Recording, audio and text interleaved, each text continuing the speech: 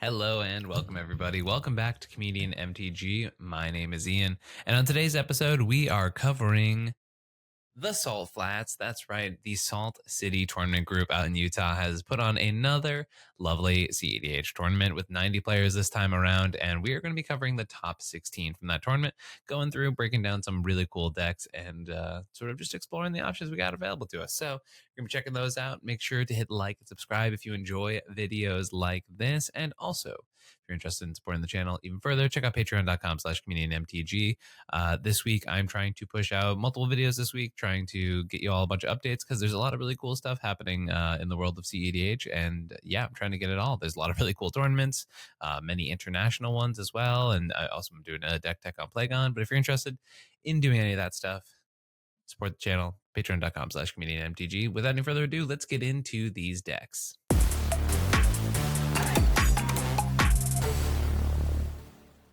In 16th place, we have Atraxa Grand Unifier here, which is an Atraxa Grand Unifier deck by our pilot Mad Hazel. This is a pretty classic Atraxa list. We've got a lot of the stuff you would expect from the start of an Atraxa list, which is just sort of a base dork package. But obviously, we can see pretty early on we've got some interesting spice in here, as we have Francisco Foul Marauder in the 99, which I can only assume is there because we have a walking ballista, and unless I'm mistaken, there will probably be an Agatha Soul Cauldron down here. Okay, yeah. So for those who don't know, Agatha Soul Cauldron allows you, if you have your walking ballista in the graveyard, to put a 1/1 counter onto Francisco, which then will allow you to, as long as you do not have a land on the top of your library, do infinite damage to your opponents. Very interesting to see the Agatha's Soul Cauldron Francisco line in the 99 of a deck. It's not particularly like a super high card quality combo, so definitely very interested to see it in the 99 of a deck. And I figure if you want a ballista combo, why not just go with like Heliad Ballista instead? Um, or a deck that plays Francisco at the helm. So it's kind of interesting there.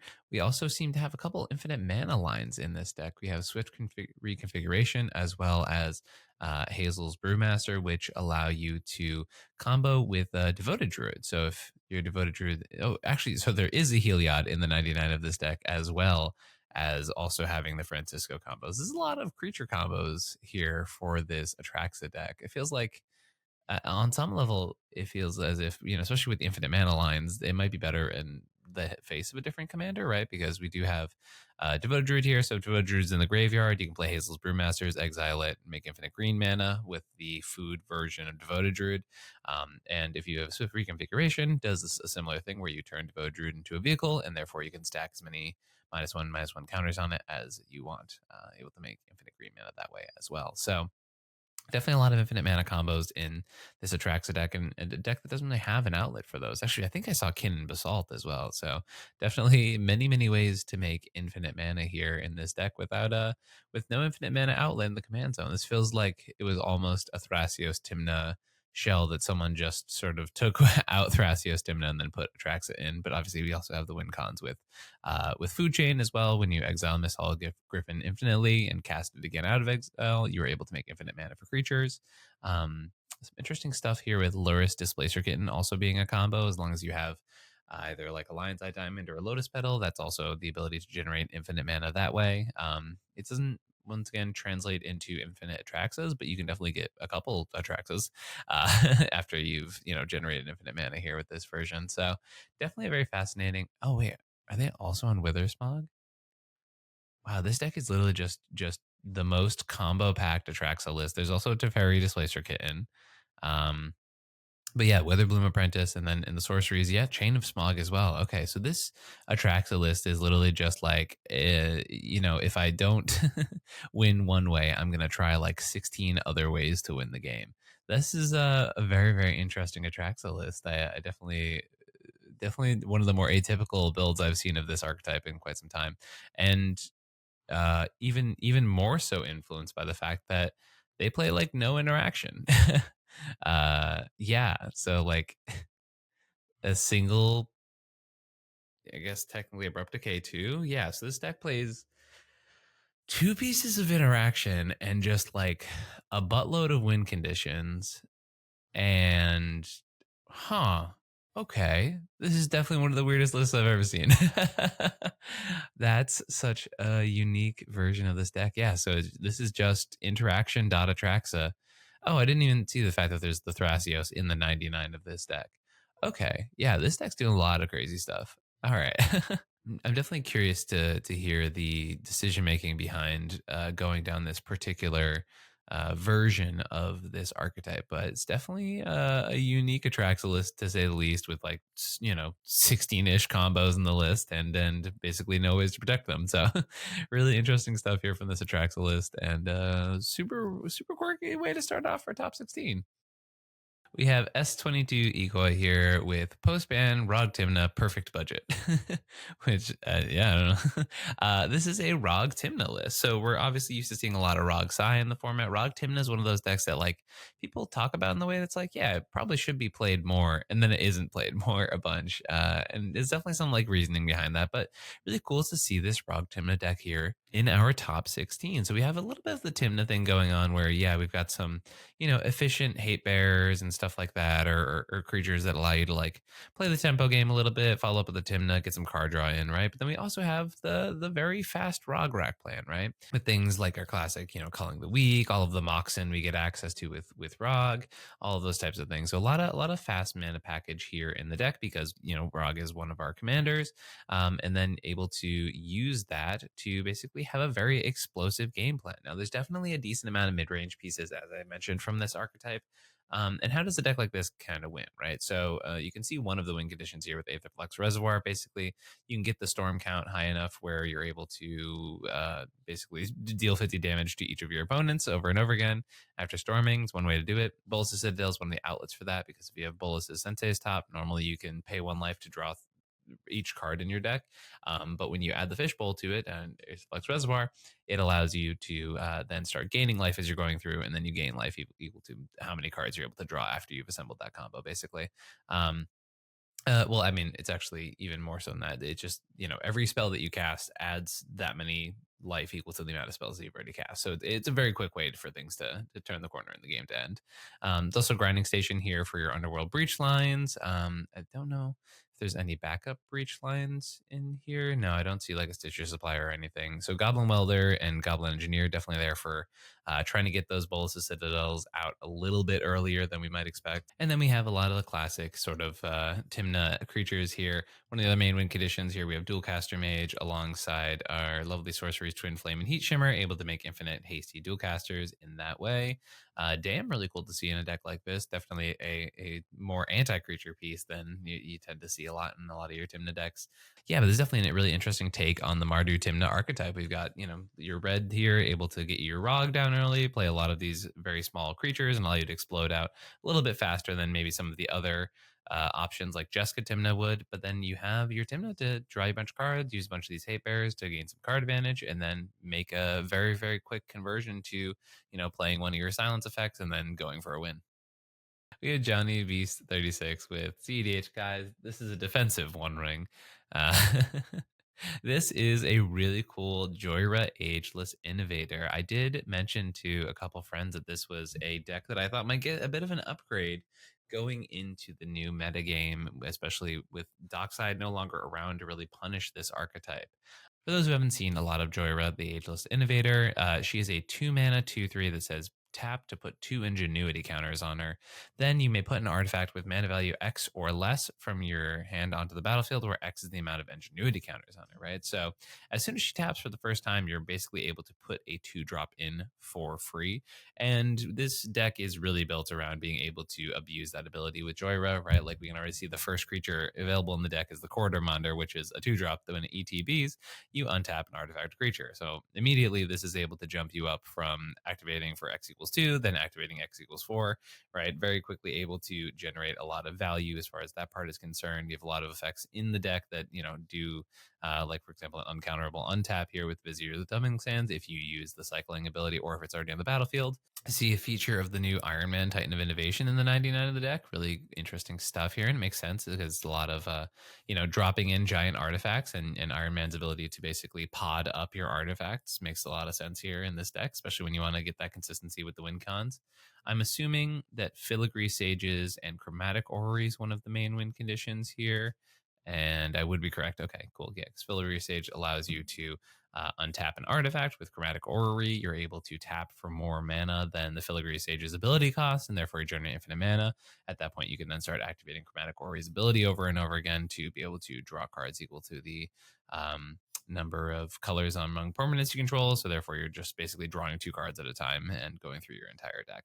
It's pretty sweet stuff. And then obviously, as we can see from these artifacts, it gets into some really interesting spicy stuff. Definitely a very interactive sort of palette here for a lot of these the blue red lists, right? And then the artifacts really sort of fill in the rest of the deck, right? 32 artifacts here, things like Grafdigger's Cage. We have our untappers, the Manifold and Voltaic. They don't untap Jhoira, but they untap other things. You have Isochron Scepter as a potential win line here in this deck, be able to generate infinite mana through that combo. And then I assume there's definitely going to be a number of outlets throughout the deck. No Dockside still in the format, but still a Torpor Orb deck, still trying to shut down things like Thoracle as they go and hit the stack. You have Esoteric Duplicator, really interesting piece here. We have the Patriarch Seal, which is a mana rock, but also allows you to untap a legendary creature. So therefore, once again, another piece that allows you to go up the chain, right? There's times with this deck where you can go, quarter monitor into a seal, tap 1 mana, untap your thing again, and suddenly you're tapping Jhoira and putting in a 6-drop from your library. We also have Mind Lock Orb, definitely a piece I have not seen a ton of.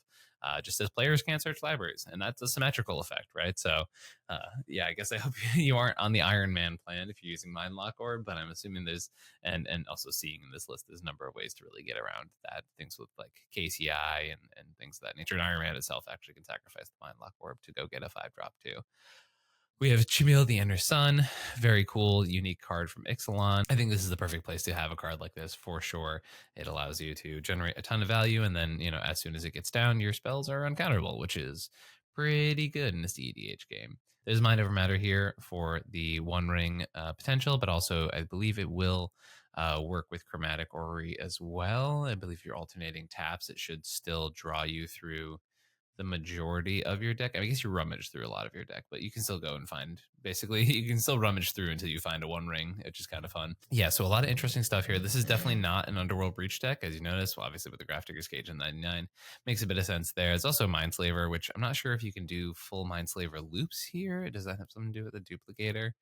Or another artifact you may pay to. Yeah, so like Duplicator plus Mindslaver allows you to do infinite turn, or infinite turn stealing, I guess is more of the aspect as opposed to giving you infinite turns. But a lot of really cool stuff here with this Jhoira list. It's, as I mentioned, it's a deck that I thought was really interesting to explore post ban, and I'm glad to see someone making a top result with it already. We have Chris Ege here with Alexios Go Bonk cEDH. Yeah, this is an Alexios Deimos of Cosmos list here in this cEDH tournament. Many people have asked, like, when comparing Alexios to something like Slicer, why not play Slicer instead of Alexios? And I think I do tend to fall into the Slicer is often strictly better than Alexios camp, but here we have an Alexios showing up and making top cut of this tournament. One of the biggest sort of issues with Alexios as a commander is the fact that when Alexios is passed over to your opponents can choose to overkill on trample, right? So, for example, if I'm not the Alexios's original owner and I go in and I don't actually want to trample over damage to a certain opponent, right? I can have them chump block and say, well, I'm actually just going to assign all the damage to this creature. And not trample any over, right? Which is the way trample basically works is you have to assign at least lethal damage to something. And so obviously this would be a change in how that works, right? So if you assign at least trample damage, right, you can also just choose to assign all the overkill damage as well to a thing. So unfortunately that is a bit of a downside with this commander, but the idea here with this deck is that you are pushing a lot of damage, right? You are passing Alexios to your opponents, giving him a counter, and then saying, all right, please beat each other up. right now. We have Jessica here because Jessica actually allows you to triple the damage a creature you control would do. But it goes until your next turn, right? So when you actually uptick it on Alexios, the triple damage thing will actually work on every single one of your opponent's mandatory attacks with the commander as well. So that's always pretty strong. We have Karn here for the stacks purposes, pretty sweet stuff. We got a little bit of sort of incidental damage with some creatures here, things like Razorkin Needlehead, punishing your opponents for drawing cards. We have Rug of Smothering. Whenever people cast more cards than their initial one, they're going to take a little bit of damage as they go through and do that. Lizard Blades here to give your commander double strike. Pretty sweet stuff on that department. We have FOMO here. I don't know that there's necessarily that combo with it. Yeah, there's no like Rionia or anything, but just a feral fear missing out, ready to put pressure on your opponent's life totals, unless there's like a Splinter Twin in the deck, maybe? No Splinter Twin. Okay, yeah, just a fair FOMO. We got a lot of cool stuff here in the enchantment department. Power balance, shiny impetus, something forwarding, forcing things to be goaded. And actually, you can put this on your commander, buff its power. You're making treasures every time it goes to combat, which is pretty sweet. With destructive urge. Remember, enchanted creature deals combat damage to a player. That player sacrifices a land. Oh yeah. If you put that on your commander and then force them to start blowing up each other's lands is pretty sweet in that department for sure. Planar chaos. When you stick this commander, a lot of the times you want to just make your opponent's jobs as hard as possible as long as your commander is out, right? So having a card like Planar Chaos just have a chance to counter half of the people's in this pod's spells randomly is pretty sweet. Um, I'm seeing a Hammer of Nazan in this deck, but there was no Godo in the 99. So there's just all of these giant equipment that are over here in the artifact section are here just to suit up your commander Alexios. We do have the Spear of Leonidas. Very cool stuff there. Actually, I hadn't seen this card. Very on theme too, right? We've got a lot of things to give double strike, right? Really trying to make Alexios as close to Slicer as possible. Then we have some oppressive stacks pieces, things like Torpor Orb, Curse Totem, Damping Sphere, really making sure your opponents can't go too crazy while you are trying to win with a very fair win condition of just beatdowns. A lot of copy spells, which I actually really do like this in this deck. Flaring Pain is really interesting because it allows you to get around the One Ring. It says damage can't be prevented this turn with flashback. So that part's pretty interesting. As I mentioned, a lot of forks, reverberates, copies. Burnout, which is one that I haven't seen in a long time. It's a very interesting Pyroblast-esque effect. Definitely worse than Pyro and Red Blast, but sometimes you take as many as you can get. And then some more non-basic land hate. I'm actually kind of surprised to see yeah, these decks are very interesting to see no like Blood Moon or Magus of the Moon in mono red. I guess you're really hoping to use your utility lands more effectively, but I feel like if you're going for combat damage as one of your primary win cons, I would really want like the Blood Moon and Magus effects to really be shutting your opponents down as things get grindier. Oh, Spectacular Showdown's a card I have not seen at all. So you put a double strike counter on a creature and then goad each creature that had a counter put on it this way. Very interesting. So obviously you put a double strike counter on your commander and then have it go to combat. But the overload function is also pretty interesting with this card as well. Definitely a lot of quirky cards here in this list. As I said, definitely surprised not to see the Maguses. Also a little bit surprised to see Bergie in a deck where you have a bunch of effects that are punishing you for casting more spells, whereas Bergie says, I would like you to punish or to cast more spells. So that part's pretty interesting. Very cool Alexios list here. Congrats to our pilot for making the top 16. ToaMagic.com, Tales of Adventure. If you want magic singles and you want to have them at a convenient location, if you want to have them shipped to you and with a wide variety of singles available, check out ToaMagic.com and use code comedian to get percentage off of your order. We have Turtle Lord 84 here with TikTok testing. This is a Magda Brazen Outlaw list. They also shout out Rust, who's actually someone I've worked with before, which is really cool, and who is one of the main primer authors for Magda at this point, which is super sweet to see how far Rust has come. But really cool stuff here with this Magda list. Pretty traditional in my opinion as far as like Magda lists are concerned. For those who don't know, Magda is a value-oriented deck, right? Trying to utilize Magda's ability to tutor out a number of artifacts and or dragons, very rarely dragons, more so artifacts, to be able to shut down your opponents and then be able to win with the Clock of Omens combo. For those who don't know that one, if you have a dwarf that is also an artifact, you can then get Clock of Omens onto the battlefield. And because Magda makes you a treasure whenever dwarves are tapped, you will be able to tap the Clock of Omens and the artifact dwarf to make a treasure also targeting the artifact dwarf for the untap. Basically, you'll then be able to make infinite treasures, and with infinite treasures, you can activate Magda's ability infinite amounts of times and therefore be able to tutor everything out of your deck, finishing with, depending on the Magda deck, any number of possible loops. I think I would have to spend a minute figuring out which one this Magda deck has in particular, but even sometimes as simple as like casting a split second spell and then tucking it to the bottom of your library with something like a Bankthorn Harvester, which was a really big pickup, as I mentioned before here on the channel, from Bloomburrow. It was this changeling artifact dwarf. It allowed basically you to play less dead cards, and this is also, despite looking like a squirrel, it is an artifact dwarf as well, right? So not only is an artifact dwarf that works with your combos, but also allows you to have an outlet as you're looping through your deck to win the game as well. So pretty sweet stuff here from this Magda list. It's very funny to see two Magdas in the Magda list, but that's been pretty common in most Magdas nowadays. The deck's just getting more and more efficient pieces as time goes on. It's still Magda, they're still trying to play the tutor tempo based game, right, and gain a bunch of advantage that way, and then turn the corner as soon as they can get a decent amount of activations. And if not, if they're not pushing for a win at that time, that's when they go for the value tutors, right? Things like God Pharaoh Statue, Portal Phyrexia, stuff like that, to really oppress the board down until they can go for the win con in a more secure way. But congrats to our pilot for the top 16. We have Raging Rifter here with Turning Point Meta Kinnan. This is a Kinnan Bonder Prodigy list here in this tournament, making the top cut. We have some interesting stuff here. I'm going to look at the lands to start. So we got a 28 land Kinnan list. Okay, it's just Sylvan Library and Jhoira. Already something I'm appreciating about this Kinnan list. It's one of those cards that is very much a hill I like to die on with Kinnan. It's always fun looking through Kinnan lists to see some of the interesting inclusions and exclusions for the list going on. This list looks like it is sort of relatively stock for a modern version of the deck. We've got things like the Armored Scrapguarder tech in here. We've got Hydroelectric Specimen as the land drop, which definitely helped in a number of games when I was playing with it.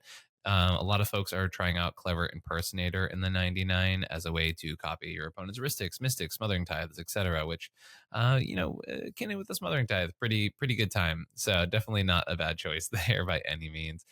We have the Thorn Mammoth, which has been a card I'm a little hit or miss on in Kinnan at the current moment. But, when the format is very creature heavy, it makes sense to have a repeatable removal spell that you can flip over the top of your library as well. Apart from that, definitely not too many cards in this Kinnan list that are outside of the normal space. Just pretty classic Kinnan list here, trying to win by playing Basalt Monolith and making infinite colorless mana, and then filtering it with things like Mirage Mirror or Thrasios with Treasure Vault in the mana base. Then you're also able to win with the Hullbreaker Tidespout loops. The idea is you're bouncing your mana rocks back and forth over and over again, and as long as one of them is mana positive and the other is mana neutral or mana positive, you are able to generate infinite mana, put it all through Kinnan, and either assemble a crazy board state and hit them with the finale, or kill them through a loop with Cephalid Coliseum. So very sweet stuff here from this Kinnan list, and congrats to our pilot for making the top 16. We have our pilot here, whose name I'm going to let you read, with All Goblin, No Kitten. This is a Krark Sakashima Storm list. This is an interesting Storm variant of this commander pairing, and by that I mean every single Krark Sakashima list is a Storm variant, but you know what I mean. Yeah, we have Krark Saka here putting up results, flipping some coins here in this top 16. Yeah, Krark Saka nowadays, it's so funny. The deck has been performing pretty decently, but it's so fun watching the curve just be like, all right, yeah, we've got like 3, 3, 3, 3, 3, 4, 4, 4, 4, 4, 4. These creatures are big, right? But they also are the engines that allow you to go over the top of your opponents. And having access to red obviously allows you to have a decent amount of advantage as far as, mana production and things like that. So, despite having a lot of hefty creatures in the mana value department, it's not necessarily an explicitly bad thing because you can actually get your engine going pretty efficiently as you go through this process. It's really interesting to see too, because Krark has sort of evolved in many ways through its years in the format, but definitely the list still has this engine in mind where if you get your commanders and you get an additional combo piece, you're most likely able to push pretty aggressively for turns in a row. We have the brand new Electro Duplicate, another version of Molten or Twin Flame Heat Shimmer. This list is running all four of those effects, which is pretty interesting.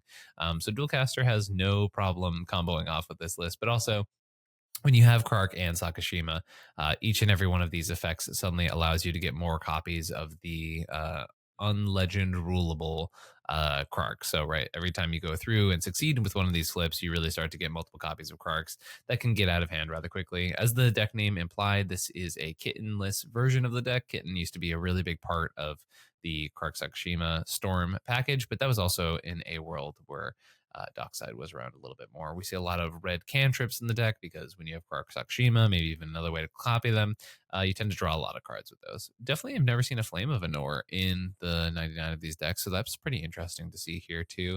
And then you have Fury Storm, which is another one that I think is pretty underplayed in a lot of these archetypes. But for those who don't know, as long as you've cast one of your commanders from the command zone during the course of the game, Fury Storm can copy itself infinitely, basically, because you're getting an extra copy of it, right? So if the extra copy targets the original Fury Storm, you're then able to copy as many times as you would like to be able to do so. So when that's happening, if you have something like a Stormkiln Artist or an Archmage Emeritus, which have Magecraft, which not only says whenever you cast an instant or sorcery spell, it triggers, but it's when you copy them as well, right? So now, for example, for Stormkiln Artist, if you were to go for the Fury Storm loop, you would be able to make infinite treasures.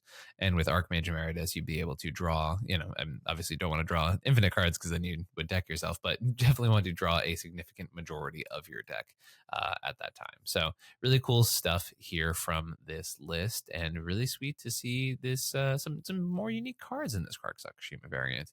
Definitely can see as time goes on, the artifact count got a little lower without Crypt and things like that. And then Breach is obviously another one of your main win cons.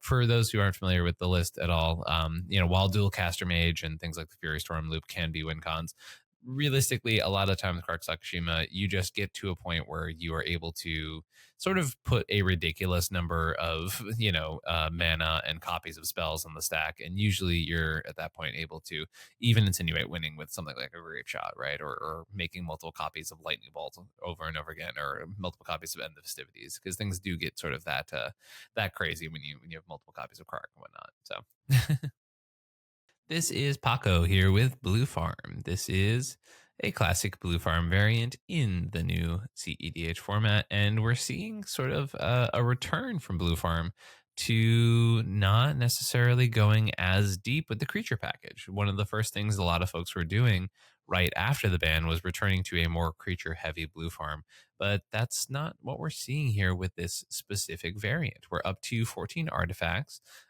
running things like Curse Totem in the 99, which does explain why there are definitely less creatures here in this variant of the deck. We've got double Talisman Duty as well to sort of pad that artifact package, because as we know, Mox Opal can be a little bit strained in the newer variants of Blue Farm. And then this version is also quite instant heavy. Not that most blue farms are not instant heavy. They all do play a pretty hefty amount of instants in the deck, but this one definitely playing 30, showing up there for that. We got a Valley Flood Caller in the 99 here. So this is more of a return to form for blue farm, much more of the I'm going to emphasize that my deck is good at the non-creature part of the game.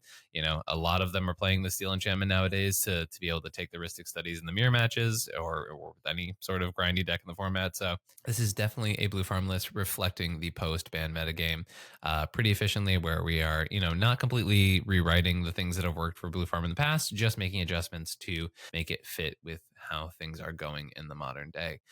Playing 28 lands, which is nice because older blue farm decks were starting to get a little greedy in that department. And I think, if you're going to be lighter on creatures, it definitely helps to make sure your mana base is under control as well. So congrats to our pilot on your top 16. We have Lisby here with Bloodpod cEDH. Lisby was a pilot who is known for playing this Bloodpod list a lot during the Mox Masters online tournament series when that was a thing, run by Playing with Power. And so now Lisby's back here in Utah, showing us that Bloodpod can still hang in the new metagame, which is pretty sweet. So we've got the classic Bloodpod lines here. And oh my goodness, it's actually a Bloodpod list that's playing a Blood Moon effect. This is you can tell how far things have come, because that was not actually being done in Bloodpod for a considerable amount of time. Now this is, still a 4-color deck that plays Blood Moon, right? And unless I'm crazy, this is a 4-color deck. Okay, so we got one. Is there a single basic in this deck that is on Blood Moon? Oh no, there's a swamp too. Okay. No plains. Oh, there's one plains. Okay, I'm just blind apparently. So yeah, we have one forest, one plains, one swamp in the 99 of this deck, and obviously you don't need a mountain because Blood Moon makes everything into mountains. Um, yeah, Blood Pod is like a very classic stacks deck for cEDH, and it has a very long history in the format. But the idea is that Tymna is the advantage engine that you need when you're playing all of these oppressive stacks pieces like Collector Oof and Draneth and things like that. And then you're able to win. I think Enduring Vitality is actually a pretty big pickup for this deck as well. You have really cool win condition stuff here like the Jolly Balloon Man, which goes infinite with Village Bellringer and any way to tap for mana. We got Felidar Guardian here that combos with Kiki Jiki. You have the Felidar Karmic Kiki pod line that I talked about a number of times in this on this channel, which is one way to go through that is starting with a 3-drop from Vivian on the hunt, where you can go Tymna, for example, into Felidar Guardian, flicker the Vivian. You're able to go up to Karmic Guide, which brings back the Felidar, which flickers the Vivian. Then you're able to turn the Felidar once again into a Kiki-Jiki, which makes a copy of Karmic, which brings back the Felidar, and that's infinite Kiki-Jiki copies, or well, actually infinite Felidar copies made by Kiki-Jiki, I should say. This deck is also on actual factual Blood Pod itself, Birthing Pod. This is on Stony Silence and Null Rod and Collector Roof, but still on Birthing Pod, which is a very interesting choice there. A little bit of anti-synergy, but Blood Pod's kind of always been that way, where it's a deck that's pretty okay at shooting itself in the foot if piloted correctly, which Lisby is known for doing with this archetype. So pretty sweet stuff there. Yeah, Mayhem Devil to provide you those post-combat wins, right? So, for example, if you're able to, for example, you draw the piece that was missing from your combo after the second main phase with Tymna, normally, Kiki Jiki lines and Jolly Balloon Man lines are all pre-combat wins, right? But with Mayhem Devil, as soon as you're able to go to your end step, all of those things, so the Jolly Balloon Man and Kiki specifically, say that you sacrifice those token copies at the end of the turn, and therefore a Mayhem Devil will be able to shoot down the entire table as all of those copies sort of die to their triggers. It's pretty sweet stuff here. So yeah, cool to see Bloodpod kind of back in action. I know Twang put up a result in like the first week of the format, but really no one had been playing it a whole ton to great success until this day. So congrats, Lisby, on bringing back your old classic list and doing pretty well with it. Hey everybody, you know Heavy Play. They've been the sponsor of the channel for some time now, and I love working with them. Heavy Play has been awesome, and they make high quality cEDH deck boxes. They make high quality 60 card deck boxes. They make deck boxes for everybody. They make an awesome playmat system, sweet dice trays, all of that stuff. Been super happy to work with Heavy Play all this time, and yeah, it's been very cool. Heavy Play has an amazing array of products, and if you go to heavyplay.com/comedian, sorry, I'm trying to get out of your way, and use code comedian, you get 10% off your order at Heavy Play. I have loved working with Heavy Play. They make amazing products. I use it as my deck box and my playmat and stuff like that all the time. Even though that's not part of working with them, I just happen to love the product so much that I use it all the time. And yeah, it's been sweet. Heavy Play is great, and I can't say enough good stuff about the product. Check out their website, heavyplay.com, and use code comedian to get a percentage off your order. We have Shuiro here with Fast Frog, cEDH Glarb Turbo Hulk Reanimator. So I think it really, you appreciate a deck list that tells you exactly what's up from the deck list itself. We have our Glarb Calamity's Augur, our silly little frog friend here. You're surveilling cards from the top of your library. You're casting stuff with mana value 4 or greater, or playing lands from the top of your deck. But this is a speedy Glarb list. What you're trying to do is get a very early Protean Hulk onto the battlefield. We're going to sacrifice that Protean Hulk, and this list is very interestingly playing one of the more old-fashioned win conditions with Protean Hulk, which is kind of interesting. You're actually playing Walking Ballista and Macias the Unhallowed. Now, the thing is with this Protean Hulk package is you can't get this package and just win because you need a sack outlet, right? So that is why I think there is a activated sleeper in this deck where you're able to, hypothetically, if you don't already have a sack outlet on the battlefield, right? Activated sleeper allows you to sacrifice Protean Hulk, get a card, and then have a second sort of Protean Hulk pile. The only tough part is that if you do the second Protean Hulk pile with activated sleeper, you can go get the Dosen pile, which would protect your win con, but you can't also get Dosen and a win condition, which is a little bit tough, right? So activated sleeper here in this list, and this is kind of the downside, to be clear, of playing the Ballista and Machias line, as opposed to some of the other lines that exist for Protean Hulk, because they sort of have a bit of a higher downside at times, right? So apart from that, though, you have Viscerous Seer and Carrion Feeder as your other sack outlets. But the whole point is, if you go get the activated sleeper for the second Hulk line, if you don't have a sack outlet, if you need to tutor a sack outlet, Dosen is unavailable, is basically the long and short of it. This deck is also a Thassa's Oracle combo deck here, right? We have Thoracle with Demonic Consultation and Tainted Back, trying to exile your whole library and win with the Enter the Battlefield ability of your Thassa's Oracle. We also have some interesting stuff here in the fact that this is a Hoarding Broodlord deck too, right? So this is very reanimation heavy Sultai list, but Hoarding Broodlord comes in, you go grab the card Saw in Half here in the instance, which then allows you to make 2 copies of Broodlord. One of those copies goes and gets sacrifice. You are able to make 8 mana with that sacrifice, and then the other copy grabs you Peer into the Abyss. So as long as you have a way to tap for 2 generic floating after the Hoarding Broodlord hits the battlefield, you can use the Broodlord's ability to convoke and basically go through this entire loop while being able to resolve a Peer into the Abyss with, I'm pretty sure it usually ends up being like 3 extra mana too. Left over, or is it only 2? Yeah, I guess you have 2 extra black mana left over as you cast the Peer into the Abyss, and usually you are able to win the game if you draw half of your deck. one is to hope. There's also a fun sort of buried alive pile here with this variant, where you're able to put your Protean Hulk in the graveyard. You're able to grab something else you might want to grab at some point, but then also play Golem Patient Plotter into your yard as well, because Golem has the ability to, for a black, sacrifice a creature, return Golem from your graveyard to your hand, right? So Golem is this like uncounterable sacrifice engine that you can actually entomb into your graveyard, because part of the Protean Hulk win is that you not only need to cheat Protean Hulk onto the battlefield, but you also have to find a way to sacrifice it, right? So Golem actually opens up a decent amount of backup win cons in case things go wrong in that department, which is pretty sweet.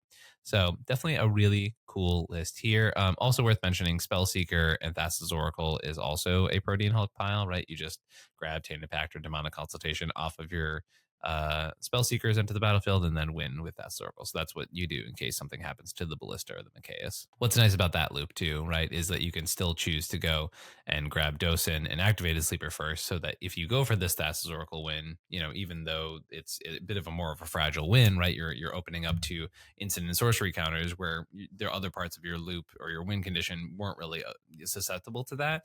So it is nice to kind of have that backup plan here in this deck, and the fact that Dosen can be grabbed to protect it is pretty sweet. Really cool Glarb here. Haven't seen honestly a Sultai Hulk deck in a very long time, so very cool to see an archetype that has definitely been around in cEDH for quite some time, and definitely waxes and wanes as far as popularity is concerned, and then shows up every once in a while to do pretty well at a tournament. So congrats, Jhoira, for this list. We have Fizzle here with worms in my brain, worms in my brain, worms in my brain. Anyways, this is a blue farm list here for this tournament. And you know what we like to do when we have multiple copies of the same deck? So our decks are, in fact, 8 cards different here. Our earlier list was playing Ad Naz, and our current list that placed a little bit higher in this tournament was not playing Ad Naz, which is pretty interesting. Down the Cursed Totem and Talisman of Progress, no Fire Covenant in this list, Steel Enchantment, or Snapback for the more proactive lines. And instead, what we see here is a Necropotence, which is taking a higher precedent than that of Ad Nauseam in this archetype. We have Grim Hireling to give you a bunch of advantage. And then we also just have the Retraction Helix Valley Floodcaller combo in the 99 of this blue farm list without technically a way to win with it, right? There's no infinite mana outlet in blue farm, but I believe the pilot might be expecting that if you're able to generate infinite mana with this archetype, you probably can find a way to turn the corner and bring it to a win. So definitely very interesting to see, as I mentioned, this infinite mana line in blue farm, which is a deck that does not traditionally play a lot of infinite mana combos, right? So that part's kind of interesting. not really sure what you even really do with the infinite mana in this deck, right? Like obviously, like if you can go tutor up a breach line or something like that, that's great, right? But it feels like you're jumping through a lot of hoops to really go through this process. Now, the flood collar you play anyways, and the artifact you kind of play anyways. So the only card that I guess is dead by going through this is the retraction helix. Um, it is also worth noting that Mockingbird is a piece that can wear the retraction helix for the flood collar combo, as whatever you make a copy of is also a bird, right? And flood collar on top's birds, frogs, otters, and rats. So that's kind of interesting, at least from that aspect.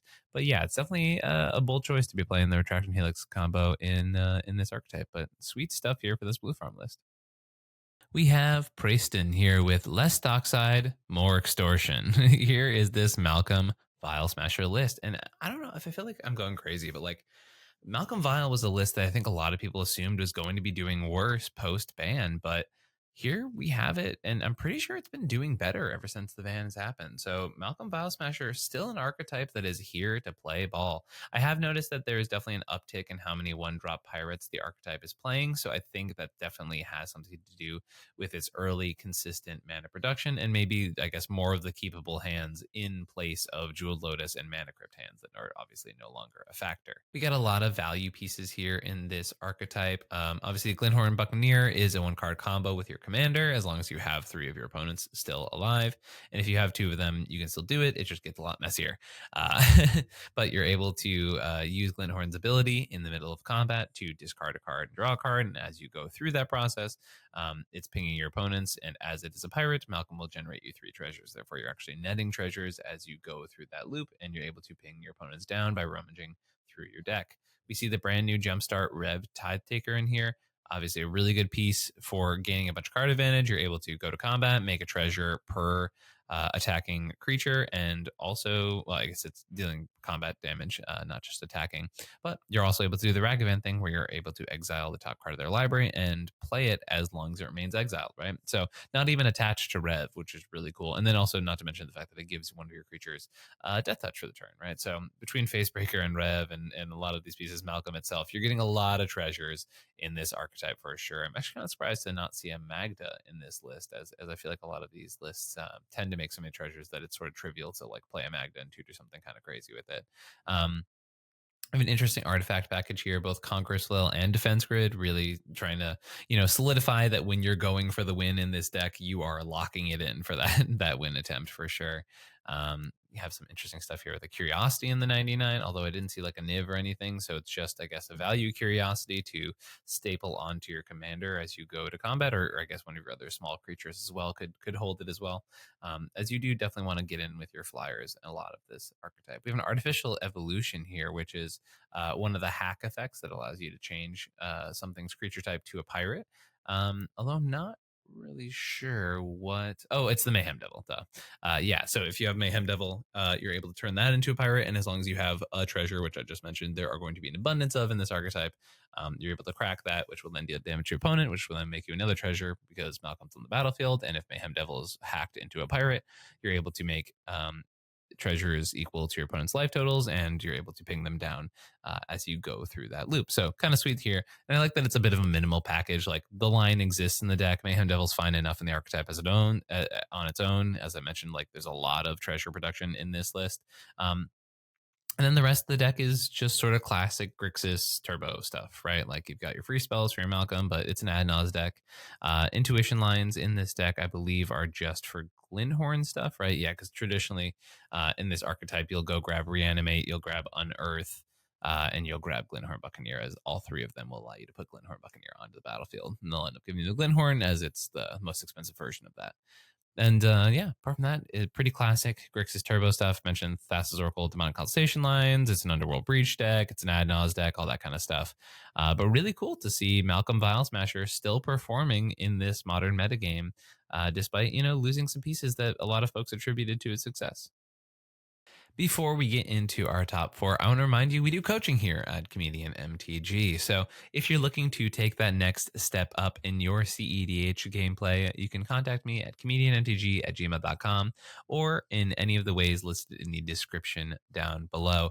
It's been really awesome to see a lot of my clients have a lot of success lately. Someone I've been working with for a long time just top forward the European International Championship, the most recent winner of Boil 2, as well as a number of other folks throughout the years who I've definitely worked with. So a lot of them have been doing really well, and I'm super proud of the people I've been working with.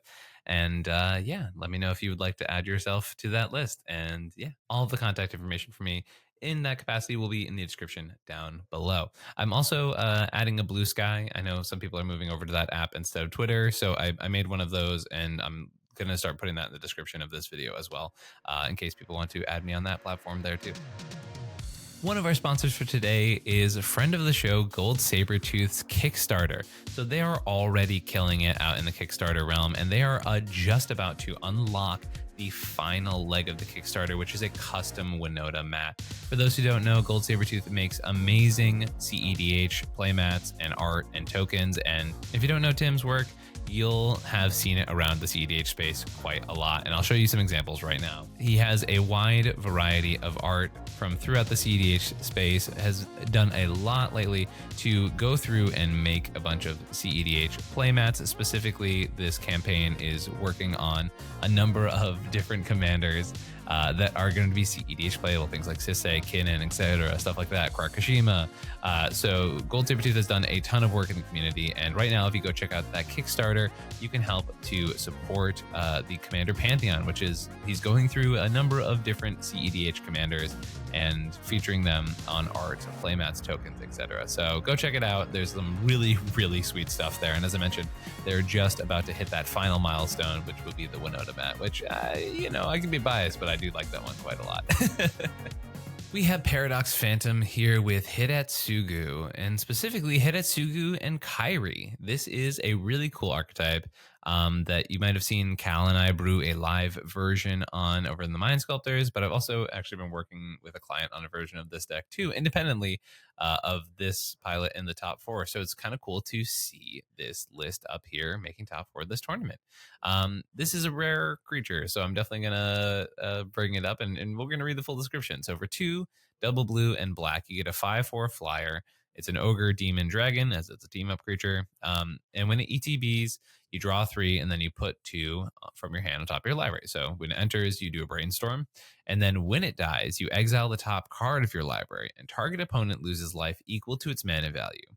If it is an instant or sorcery card, you may cast it without paying its mana cost. So basically, as soon as a Hidetsugu Kairi dies, you're able to cast whatever is on the top of your library. And you also have the ability, as it enters, to stack the top of your library. This deck gets out of hand pretty quickly. And the way probably to show that is to show what kind of ridiculous things we're going to be ripping off the top of our library. So things like Rise of the Eldrazi, a 13 mana uncounterable spell that destroys a permanent, target player draws 4, and you take another turn. Enter the Infinite, a spell that allows you to draw all but 1 card in your deck. Time Stretch, just taking 2 turns. Expropriate, classic casual staple. We have things like Connive Concoct, which really interesting with this one, will hit your opponents for 9, and then will allow you to just bring your Hidetsugu Kairi back to the battlefield. Beacon of Tomorrows for an extra turn. Aminaji Zagri, which is basically the equivalent of an Atraxa, enter the battlefield. You appear into the abyss, draw half my deck, breach the multiverse, mill everybody 10, and then reanimate a bunch of threats.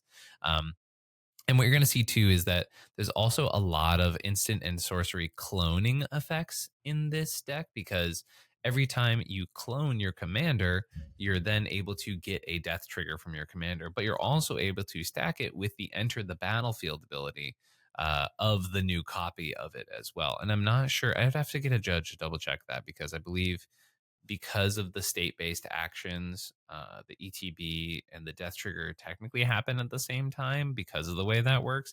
But once again, I have to get a judge to clarify that. So either A, you're able to, do the brainstorm thing and then do the flip, or you just do the flip and then do the brainstorm thing afterwards, which either way, still insanely powerful. But obviously you'd want to be able to do the brainstorm thing before you flip over your card to get a giant crazy creature. And then obviously you can see also in the creatures here, a bunch of clones, right? For that exact purpose that we talked about beforehand, right? So this is definitely a Dimir over the top style deck, right?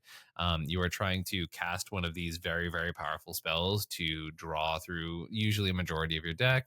Oh my God, there's a bunch of instant clones too. This is definitely one of the more like, I don't want to say, yeah, I mean like somewhat gimmicky versions of this deck, right? Where you're really going heavy into the I'm going to clone my own stuff archetype, right?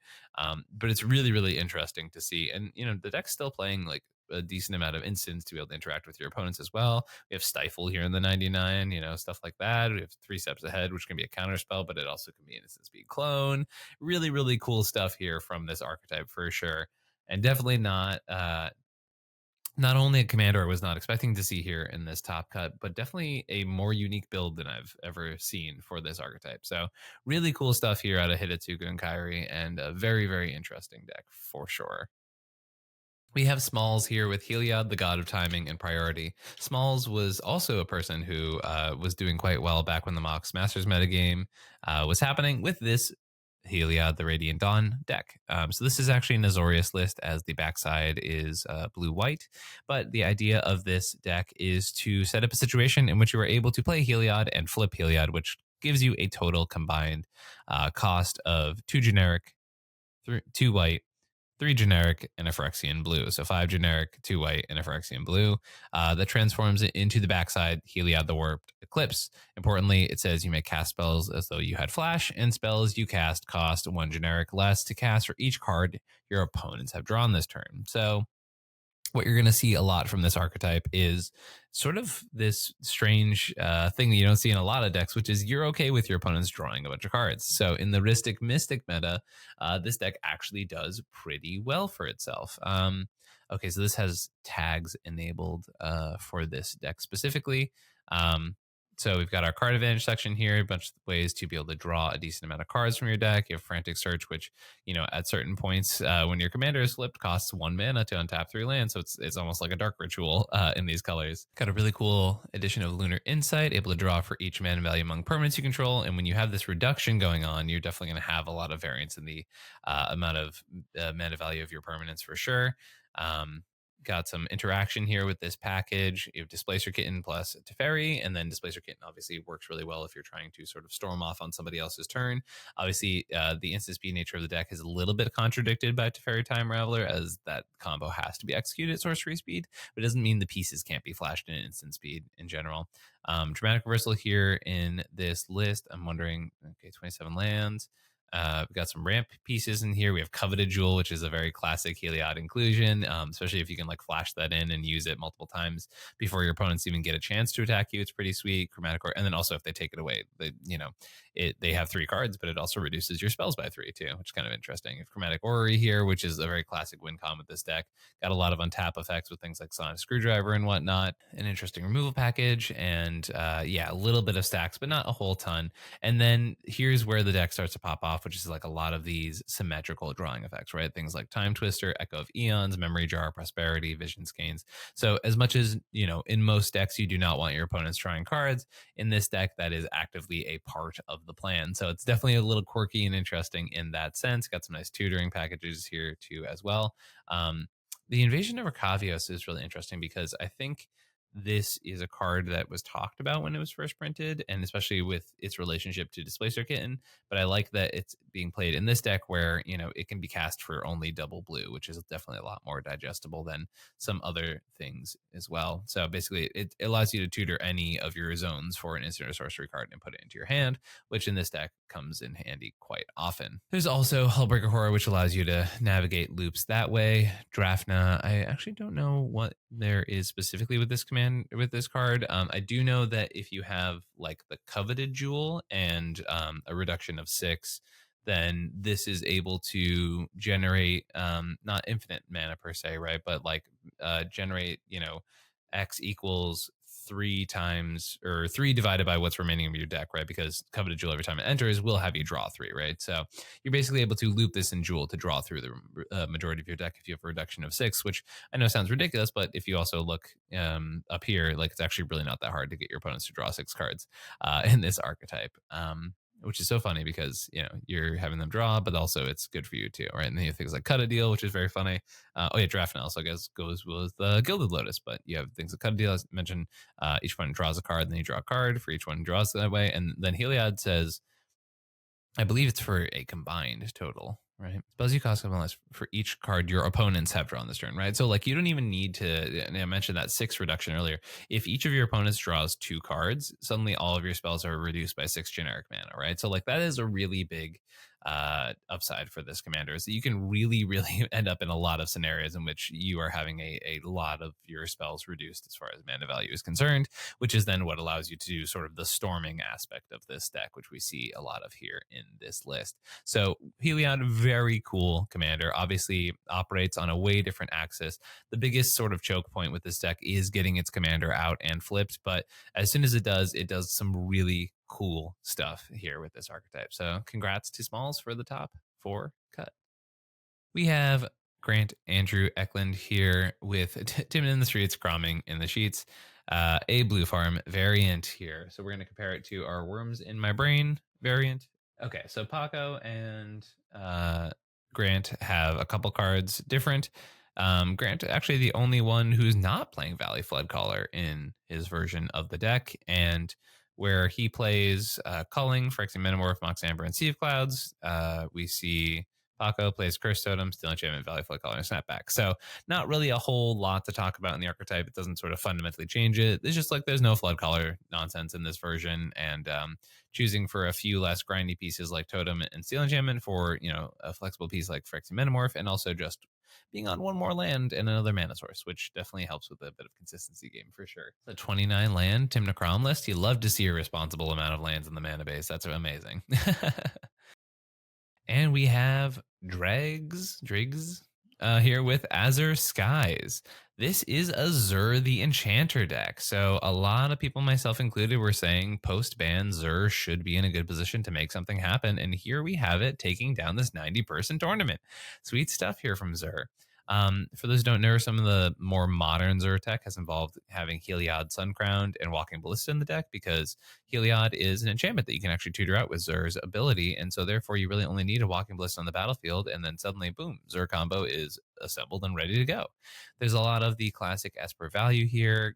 Charismatic Concert is what I'm a little bit surprised by. It's definitely a very stacksy card for this Zur list, and I would expect like a Dauntless Dismantler to probably just be better, as you're not giving your opponent the option of which one of these effects to give. But I guess Conqueror at least gives you some life linkers, so maybe that's a little bit more what the desire is here. We have Kambal in the 99, the ability to punish your opponents for casting non-creature spells, and especially multiple non-creature spells. Starts to add up as a real clock as you're going through things.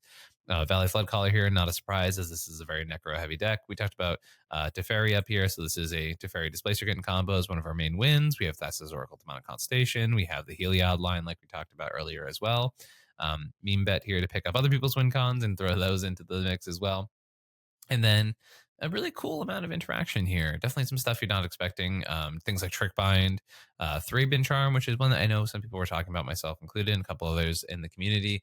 But I hadn't yet seen one in the 99 of a list yet. So it's kind of cool to see it here. And then Void Rend, who shout out to Khalil, was the first person I heard about playing this in the cEDH list. But just an uncounterable destroy target non-land. Yeah, I mean, it's make sure it happens. We have another uncounterable piece here. So clearly, uncounterability is a big factor in the construction of this archetype for sure. We have Born Upon the Wind, once again, there for the Necro lines. Definitely a lot of spells that say, I'm going to stop this one thing, and there's nothing you really do about it. Disruptor Flute, I love to see in the 99 of these lists. Disruptor Flute has been an overperformer, and especially as now more people move to things like Kinnan and Thrasios Tymna and stuff like that. Disruptor Flute definitely puts in a decent amount of work.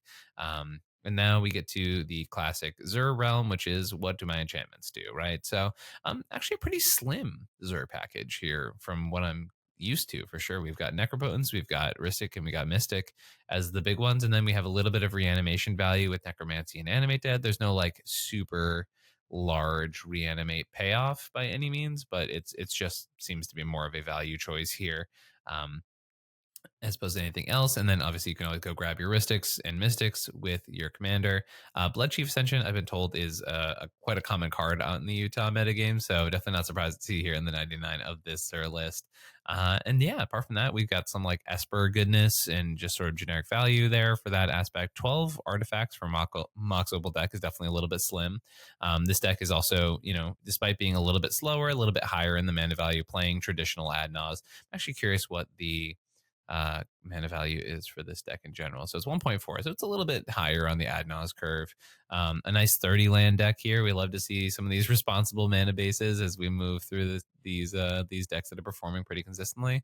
And you know, it's very interesting. I'm not going to say that like it's an explicit correlation, but definitely the decks playing a few more lands in the mana base are the ones having these consistent results. So I think it's at this time where, you know, all of us accept that we got really greedy during the Mana Crypt era and, you know, have a few more consistent hands here with these lists in general. But really cool to see this Xur list do well. As I mentioned, it's an archetype I thought, you know, definitely could use a little love post ban, and clear it's still doing something well and able to take down this cEDH tournament.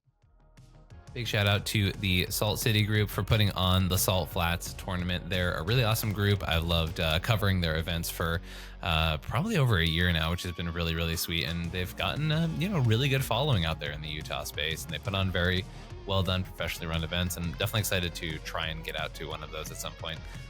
It's been pretty sweet. But yeah, congrats to all of our players who made the top 16 of this tournament. And thank you all for watching this video.